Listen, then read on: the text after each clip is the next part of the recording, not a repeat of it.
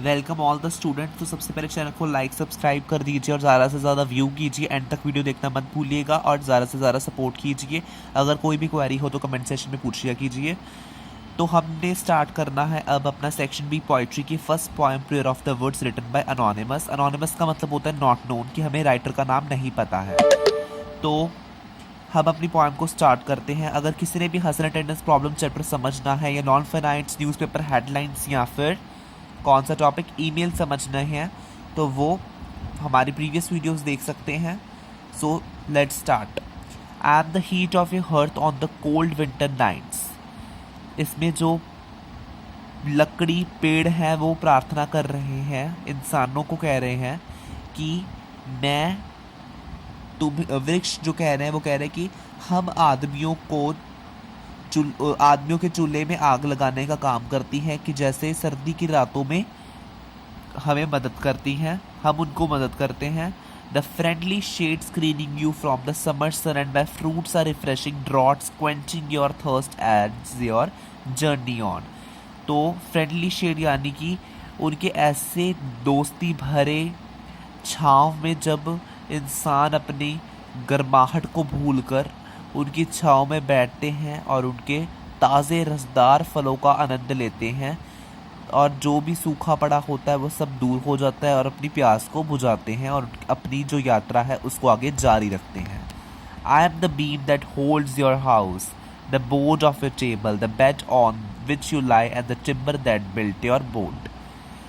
जो लकड़ी है, जो पेड़ है, वो कह रहे हैं कि जो हम हैं यानी कि वृक्ष, वो लकड़ी यानी कि मकानों की छतों को पूरा सहारा देती हैं और उनके मेज़ों को भी बनाने में मदद करती है। जो फट्टे बनाते हैं उनको मदद करती है, उनसे सोने के बेड्स बनाए जाते हैं और नौकाएं भी बनाई जाती हैं, बोट यानी नौकाएं बनाई जाती हैं।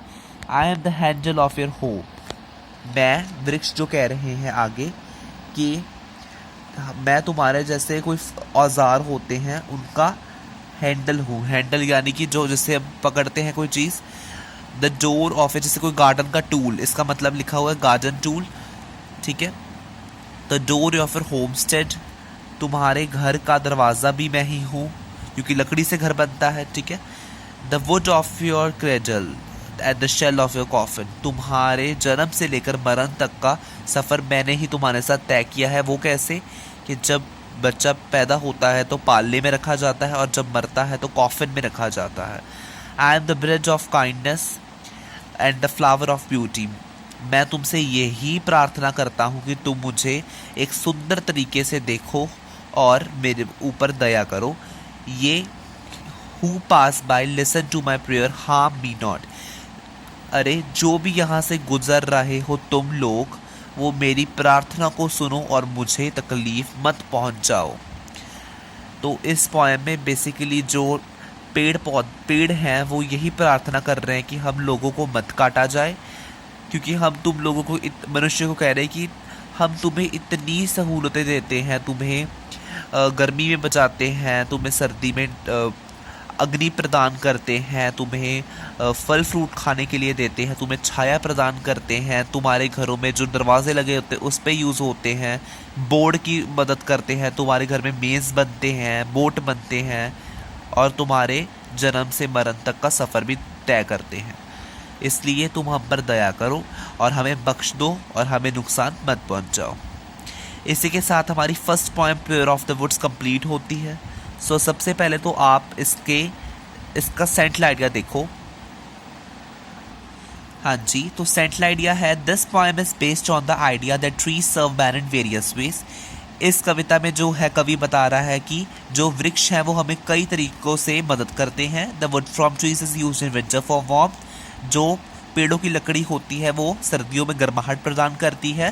Trees provide shade in summer and juicy fruits to travellers to satisfy thirst, वृक्ष जो है वो हमें गर्मियों में छाया प्रदान करता है, रसदार फल जो है यात्रियों को उनकी प्यास बुझाने के लिए देता है। Buildings, boats and furniture use would, लकड़ी का उपयोग या फिर पेड़ों का उपयोग नौका, घर और फर्नीचर बनाने के काम आता है। बड़ी बड़ी इमारतें बनाने के काम आता है। Wood is use by man from birth to death, जैसे मैंने पहले आपको बोला। लकड़ी जन्म और मरण का सफ़र तय करती है। Trees also teachers the value of kindness and beauty. इससे जो ट्रीज है वो हमें ये सिखाते हैं, सुंदरता और दयालुता का पाठ पढ़ाते हैं। Trees appeal very humbly to man not to harm them. ये हमें यही बता रहे हैं, हमारे सामने यही प्रार्थना, प्रेयर ऑफ द वर्ड्स का मतलब यही है कि हमें तकलीफ ना पहुंचाई जा सके। और इसी के साथ इसके जो है सेंटलाइड है तो हमारा डन हो गया। स्टैंजा दिया हुआ है, 2 स्टैंजास हैं हमारे इस चैप्टर के अंदर। बोर्ड में हमारा सेकंड वाला स्टैंजा इस बारी में आया था, तो ये अच्छी तरह से रिवाइज कर लेना दोनों स्टैंजास, ठीक है। हमेशा याद रखना, अगर आपके पास गाइड है भी तो आपने जो बुक में से स्टैंजा विद क्वेश्चंस है वही आते होते हैं, क्योंकि जो पेपर होता है वो आपका बुक के अकॉर्डिंग ही आता है, गाइड वो नहीं देखते। जो मेन टेक्स्ट बुक क्लास 12 की होगी उसी में से आपका पेपर डाला जाएगा, चाहे फिर वो रीडर का हो, चाहे ग्रामर का, और चाहे किसी भी सब्जेक्ट का हो।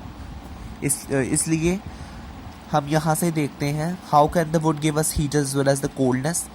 कैसे देता है, जैसे मैंने आपको समझाया, हीट कैसे देता है, सर्दियों में देता है, और कोल्डनेस ठंडक प्रदान करता है, ठीक है।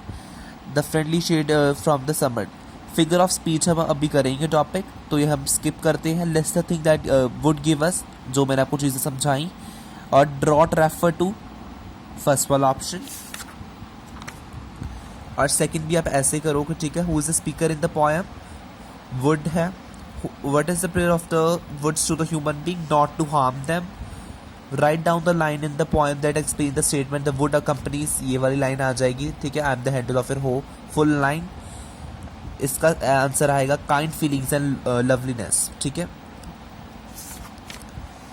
अब हमने करना है स्टार्ट अपना टॉपिक फिगर ऑफ स्पीच, जो कि हर पोएम में होगा, और 1 मार्क का क्वेश्चन फिगर ऑफ स्पीच का आएगा ही आएगा कि इन लाइंस में बताओ कि फिगर ऑफ स्पीच क्या है।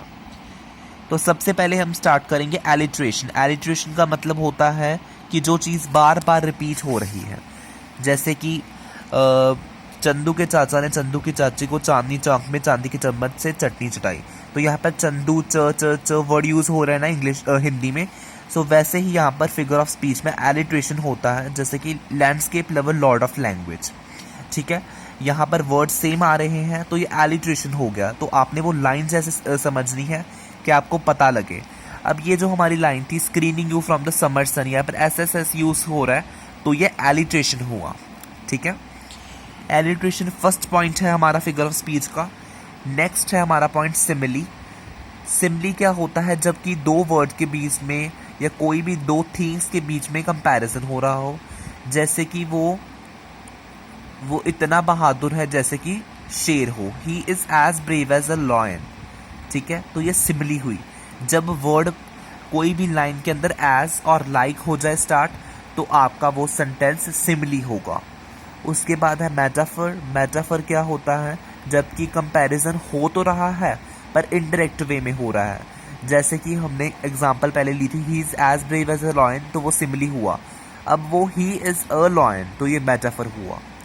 उन्होंने इंसान के साथ कंपैरिजन तो किया है वो जानवर का, पर वो इनडायरेक्ट वे में किया है, इज अ लॉयन कर दिया, तो वो मेटाफर हो गया। नेक्स्ट हमारा टॉपिक है पर्सोनिफिकेशन। पर्सोनिफिकेशन क्या होता है, ये एक ऐसा फिगर ऑफ स्पीच है जिसके अंदर कोई भी एनिमल, कोई आइडिया को ऐसे दर्शाया जाता है जैसे कि ह्यूमन हो। जैसे हम कोई भी इनएनिमेशन करते हैं, फॉर एग्जांपल कुछ अपने दिमाग में कोई चीज़ सोच रहे हैं, जैसे एक लाइन है, रोजी लिप्स डिम्पल चिक्स, ऐसे कोई लाइन हुई, तो रोजी लिप्स रोजी हैं, ज़रूरी नहीं कि वो है, पर हम सोच रहे हैं, तो हमें ऐसा लग रहा है कि वो ह्यूमन पर यूज़ हो रही है चीज़, ठीक है। तो ऐसे ये होता है पर्सोनिफिकेशन। इसके अलावा एक होती है राइमिंग स्कीम। राइमिंग स्कीम एक बहुत इंपॉर्टेंट टॉपिक है, क्योंकि इसका एक क्वेश्चन ज़रूर आता होता है। राइमिंग स्कीम क्या होती है, जैसे कि आपको कोई 4 लाइन्स दे दी हैं, इसकी मैं एग्जांपल आपको पोएम में से समझा रहा हूँ। फॉर एग्जांपल हमारी 3rd पोएम है द इकोइंग ग्रीन, इसमें से मैंने आपको इसकी एग्जांपल समझानी है। जैसे the sun does arise and makes happy the skies, the merry bell rings to welcome the spring. Rhyming scheme क्या होती है, इसके अंदर से हमें ये पता लगता है कि लास्ट वाले हमने वर्ड्स देखने हैं और उसकी स्कीमिंग करनी है, यानी कि उसको एक साथ करना है। फॉर एग्जाम्पल अराइज वर्ड और रिंग, अराइज और स्काइज यानी एक जैसे हैं, अराइज स्काइज, तो ये ए और ए, रिंग स्प्रिंग बी बी, ये दोनों सेम है, तो हमारी राइमिंग स्कीम आएगी ए बी बी। ठीक है, वैसे ही हम एक और एग्जाम्पल लेकर चलते हैं। For example yes, very merry decent end. ठीक है, तो इसकी राइमिंग स्कीम होगी ए बी बी।